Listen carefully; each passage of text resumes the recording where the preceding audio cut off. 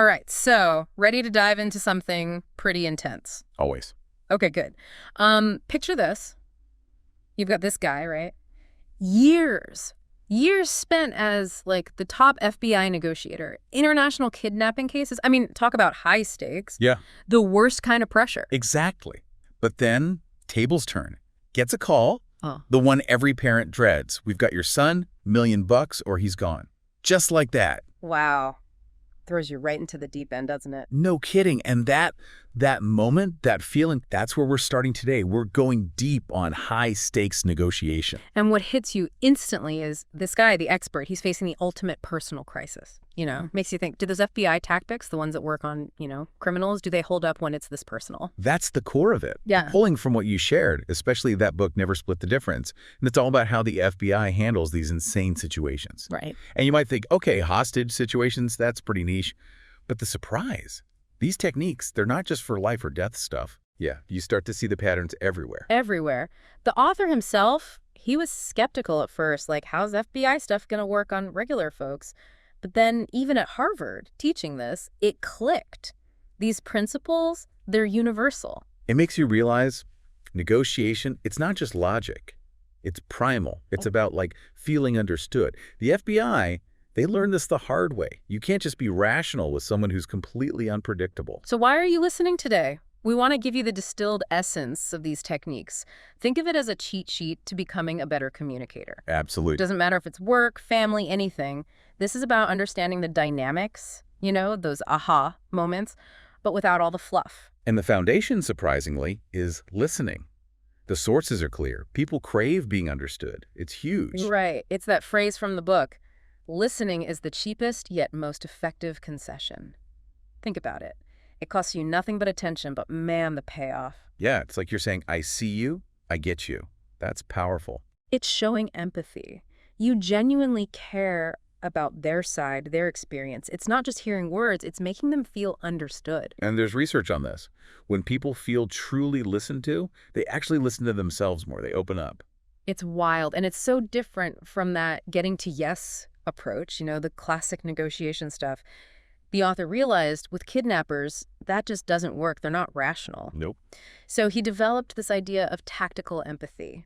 You're putting yourself in their shoes, figuring out their motives while you're talking to them. And it's not just in your head. This has a basis in, like, brain science, neural resonance. Yeah. When you're really tuned into someone, your brain activity starts to mirror theirs. Whoa! Yeah. There are fMRI studies showing this. And the cool thing is, it's a skill. You can practice this, like, really visualize what they're experiencing. That's pretty mind-blowing. And then on top of that, there's how you actually sound, your tone. Oh, yeah. Your voice is a huge tool. Yeah. The book talks about 3 main ways to use it. Right. You've got the positive, playful voice. It's light, encouraging, like you're smiling even on the phone.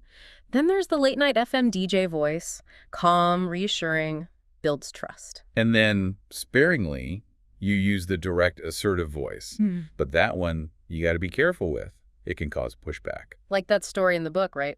The instructor's girlfriend in that Istanbul spice market. Haggling like crazy, but always with a smile, playful, and it worked. Tone can change the whole game. Absolutely. And think about the author himself in that bank robbery. He just steps in and says, Joe's gone, you're talking to me now. Direct, but the tone was, we're going to figure this out together. It creates that feeling of, like, we're okay, let's work on this. Safety. Huge negotiation. So speaking of simple but effective, let's get to mirroring. What's the deal with that? Mirroring. Super simple. You just repeat the last 1, 2, maybe 3 important words the other person said. That's it. Seems almost too easy. But the book says it's powerful, like a Jedi mind trick. Right. It does sound a little crazy. But think about it. It builds empathy. We like people who are like us, and mirroring subtly does that. It also keeps them talking, giving you information without even asking. Smart. Plus, it gives you time to think, and sometimes it even makes them reveal their strategy without realizing it. Like with Chris Voss, that bank robber, mirroring him made him spill details, and then, bam, his accomplice, Bobby Goodwin, gets on the phone. Game changer. Totally. They didn't even know about Goodwin until then. Mirroring cracked it open. Okay, so let's get more tactical with empathy. Labeling fears. What's that all about?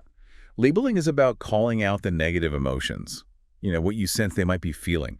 The book says it bathes the fears in sunlight, like you're acknowledging them, making them less powerful. So you don't ignore the bad stuff, you name it. Exactly. Like that example, instead of just saying you want to be let go, which is obvious, the author said, it seems you don't want to go back to jail. Direct hit on the fear. And there's that accusation audit thing, too. Sounds kind of crazy. Right. It's where you list out all the bad stuff they could say about you, and you say it first. Preemptive strike. Basically, you take the wind out of their sails, and often they'll actually soften up. That's the example with the hostage exercise. Instructor said, this is going to be horrible. And with Anna at ABC, they listed every bad thing ABC could say. By bringing it up first, you show you're not hiding anything. It builds weird kind of trust. Okay, so this is going to sound weird, but the power of no.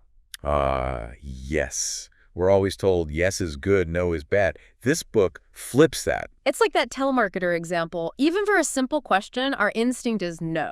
We want control. And giving someone permission to say no can make them more receptive overall. They feel safe. Like Marty, that FBI guy. Yeah. He asked a resistant official, do you want the FBI to be embarrassed? Forced a no, got things moving. Exactly. And that fundraiser, Ben Ottenhoff, he changed his script to make it easier for people to say no, and donations went up. It's counterintuitive. No, it doesn't always mean never. It could be not now, need more info, The book even says you can trigger a no on purpose. Mislabel an emotion, ask what they don't want. It reveals the real issues. And then you've got, that's right. What's so magical about that phrase? That's right. That's when you know you've really connected. It's not just agreement, it's that they feel truly heard. Like they've had a mini epiphany. Yeah. And it often leads to action. Like the pharmaceutical rep, she summarized the doctor's concerns perfectly, got him to say, that's right, and boom, sale closed. It's about getting on the same wavelength. That Korean MBA student, he did the same with his old boss to land a new job. Exactly. Now here's a curveball. The book says, forget win-win. Forget compromise. Whoa, really? Yeah. It says those can be bad, especially with someone who's not playing fair. The rule is, never split the difference. That's a strong statement. The idea is the best solutions come from pushing through the tough stuff. Compromise can just leave everyone a little unhappy. And deadlines, they can be used against you if you get too focused on them. Stay calm. Also, fairness. It's often just an emotional tactic, like that ultimatum game. People will throw away money if it feels unfair, even if it's logically dumb. Emotions trump logic. And for price, let them give the first number, usually. Good tip. Oh, and for jobs, be politely stubborn on the non-salary stuff. Might get you more money in the end. Define your success broadly. Now let's get to control, or the illusion of it. The FBI shifted after that Dos Palmas mess. Right. They realize it's not about overpowering, it's about guiding. Get them to suggest your solution. And the tool for that, calibrated questions. So what are those exactly? Open-ended questions. What, how, sometimes why. You make them think, come up with solutions, but you're subtly framing it all. Like that client who kept asking a huge company, how am I supposed to do that? It forced them to see her problem, offer a fix. Perfect example. The book also talks about why who, when, where don't work as well. They just get facts, no real thought. And why, doesn't sound like you're blaming them. Unless you do it carefully. Right. Tone is everything. And these questions, they can actually lower someone's stress, reduce that feeling of being trapped. So it's less, here's what I want, and more, let's figure this out together, even if you're leading them. Exactly. Now, getting to yes is only half the battle. You got to make sure they actually follow through. A yes doesn't mean action. You need that how. Might go. And again, how am I supposed to do that? Comes in handy. It pushes back on crazy demands, makes them see your side. The book calls it forced empathy. I love that. And that story about those Colombian kidnappers, their guy kept wanting back to the jungle because the FBI kept asking how. Wearing them down with logistics. Exactly. Okay, last bit. How to spot a liar and dealing with different personalities. The rule of three, right? Words, tone, and body language. They got to match up. If not, use labels to gently dig. Yeah, and watch for that wave MM language. Can mean they're distancing themselves. Oh, and using their name is good, but don't overdo it. The Chris discount, they call it, gets annoying. And specific numbers, not just round ones, makes you sound more legit. For sure. Now, personality types. Got the analysts, they need info, time. And the assertives, they want to be heard, respected. Right. With analysts, be patient, give details, and remember, they're big on fairness. And for assertives, listen first. Use mirrors. Those calibrated questions, summaries, get them to That's right. Like Farouk negotiating with that dean. Started with a crazy offer, then used questions to get what he wanted. So how do you set boundaries without, blowing everything up? Good question. Calibrated why. Questions can work wonders. Get them working for you. Interesting. And iMessages. I'm sorry, that doesn't work for me. But keep it cool, not blaming. And the ready-to-walk mindset. If the deal's too bad, you walk away. Shows you're serious. But even then, stay collaborative. It's tough love, not hatred. Speaking of deals, what about that Ackerman model for making offers? Oh, that's a good system. You have your target price right. Right. First offer is way lower, 65% of your target. Then you go up in steps, 85%, 95%, and finally 100%. And between each offer. Questions. Make them explain themselves. And that final offer, make it precise, not a round number, shows you're at your limit. Plus a little bonus, something non-monetary, just to sweeten it. Exactly. Now, last but not least, leverage your power in the negotiation. So it's about making them lose or miss out on something. That's the classic definition. But the book says it's more about how much leverage they think you have. Perception over reality. Right. And there are 3 types. Positive, what you can give them, negative, what you can take away, and normative, using their own beliefs against them. Sneaky. The book also talks about black swans, those totally unexpected things that can change the game. Like a wild card. And knowing their religion, their core values, that's huge. Like that CEO who used the word stewardship totally changed the dynamic. Powerful stuff. Understanding their hopes, their dreams, that can be leverage too. And if someone's ghosting you, send them an email like, have you given up on this deal? Gets their attention. So wrapping up, what should our listener walk away with today? The big thing is, negotiation, it's about emotions. It's about getting inside their head, not just logic. Remember those tools? Mirroring, labeling fears, asking how.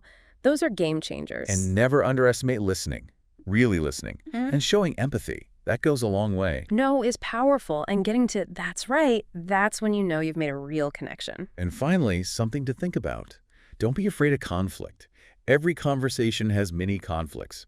Managed well, they lead to better solutions, better relationships. Just try it out, see what happens. And for more on this, the author's website is www.blackswallltd.com. Lots of great stuff there. So there you have it, folks. Until next time, happy negotiating.